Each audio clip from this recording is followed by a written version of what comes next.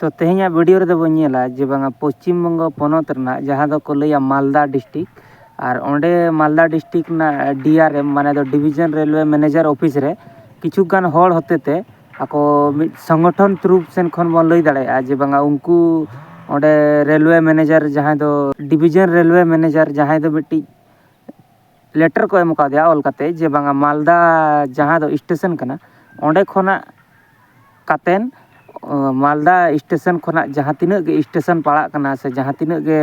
Santal area जहाँ तीनक गे सांताल जस्ती मेना का ओना एरिया ते रेलवे लाइन मेना का ओंका ते तो गोटा तेगे सांताली ते ओलोग मा और नोआ दो मांग हम दो लॉकडाउन टाइम रे को एमा दे ताहन को एप्लीकेशन जे बांगा ओंडे डिवीजन रेलवे मैनेजर जहाँ कनाय ना तो उन्हीं को एमा दे ताहन और उन समय दो उनको को लई ला जे बांगा नोआ दो नितो दो कोरोना टाइम कना ओना खातिर ते सांताली ते बाको ओलका तो निया धा जहाँ लेका नोआ को एमा दिया आदो नोआ नेल काते ना ऑलचिकी विरोधी ना किछु कष्ट को बुझेवा तो नोआ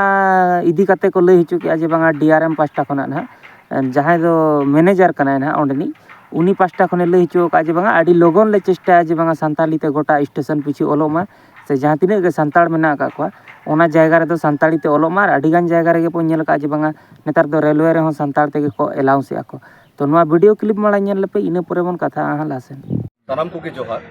आले नितो मेना लिया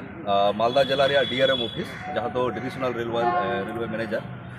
नोडे दो तेही हे हुई कना जे अबो दीर्घो अबो बन नेल कदा अबुआ जहाँ सानताड़ी ऑलचिकी संविधान रे सेलेद कान रहो वो पश्चिम बंग पनत से भारत बर्ष रे आयमा जगह रे नोआ विभिन्न गोटांग जहाँ स्टेशन मेना नोडे अबो सानताड़ी ते को अनाउंस दा से आयमा गोटांग जगह रे नोआ इंग्लिश हिंदी बांग्ला साथे साथे नोआ चिकी ते ऑल मेना तो नोआ गतो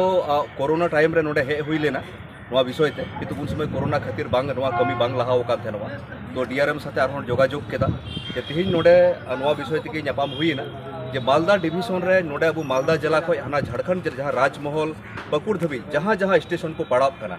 जहाँ जगह रे अबो सांताड़ जस्ती मेना बुना मूल डिमांड तो ताहे कना जे ओंडे अबो सांताड़ी ते अनाउंसमेंट हुई मा प्लस ओंडे चिकी ते ओलोग मा तो डीआरएम साहब अड़ी मज गे गारमाराव केदा चित जतो हड़ गे मज गे को गारमारावा आदो कमी चेलका को कमिया ओना ऊपर रे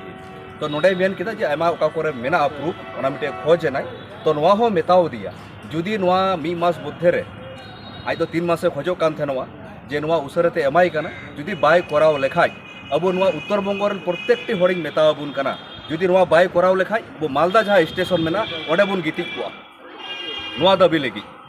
चेदा से नोआ 4-5 बछर लहारे बुन एम लेदा उन समय कोरोना ताहे खातिर ते उनको को मेन लेदा को जे को सरेंडर लेदा अब बुन मनाव लेदा तो तिहिं अब भारत जाकात माझी पारगाना महल पर नोदा डिपुटेशन तो बांग कना नोदा मेमोरेंडम आहा जहाँ दिशा अचू कदिया सारो विभिन्न संगठन के मेना बुना जे प्रत्येकटी आदिवासी हिसाब ते तिहिं जो सांताड़ हिसाब ते नोडे दो मेना बुना जे आगामी दिन रे जुदी आशा कनाले जे भावे उनी मजगे गल्प केदाय विभिन्न ऑफिसर को अकुगा नंबर को एमेना ओको साथे जोगाजोग हुया अब बुन बड़े ऑफिस रे मी होड़े ताहे रो कमी दो आयमा हड़ को कमिया तो नोआ गे मिटे अरदासिन दोहय दई नोआ जुदी बन सक्सेस लेखाय जे मिटे चिकी से मिटे भाषा दो उन समय के बांचाब तमा जहाँ दो ऑफिशियल भावे जहाँ तथ्य समृद्ध भावे जहाँ सिलेबस रे सेलेक्ट को तबो तो तिहिं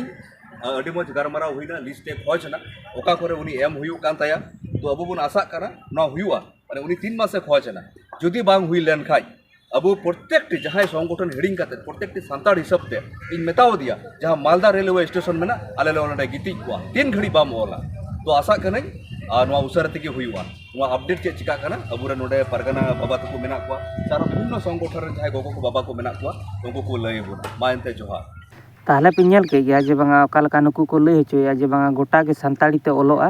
और नोआ दो बंगाल समूह रे दो बांगा जहाँ दो मालदा स्टेशन मेना का मालदा स्टेशन खन ओना लाइन ते जहाँ तिने के स्टेशन मेना का झारखंड सेन हो जहाँ दो पाकुड़ से आरो अडिगान नोंकान जायगा मेना का ओना कोरे हो ओलोआ आदो सांताल परगना रिन किछुगान ऑलचिकी विरोधी ना नोआ नेल काते कष्ट को बुझेवा आदो उनको ठेन मिट्टी कथा दो तहन कना जे बांगा बोया जहाँ तिने के मेना का कोआ नोआ अब भारत वर्ष रे से बांग्लादेश करे खन से नेपाल करे जहाँ तिने के सांताड़ी मेना का कोआ से सांताल हड़ मेना का कोआ नुकु जोतो हड़ के को सपोर्ट या को ऑलचिकी आदो आपे सांताल पारगारिन किछुगान मेना का पिया ना आदो ऑलचिकी आपे दो बापे सपोर्ट या आदो नोआ दो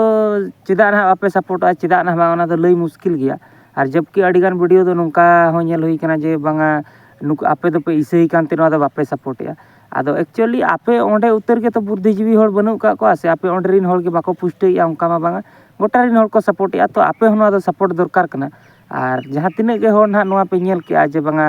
नुकु को लई हचोया जे बांगा आडी लगन खन लगन नोआ कमी को एतोहबा को मेते आदो नोआ इदी कते आपे चे राय तापे तो कमेंट बॉक्स रे निहति पे लइया और ताले नोआ वीडियो रे निंका गे आर नोंका गे बन नेक्स्ट वीडियो रे।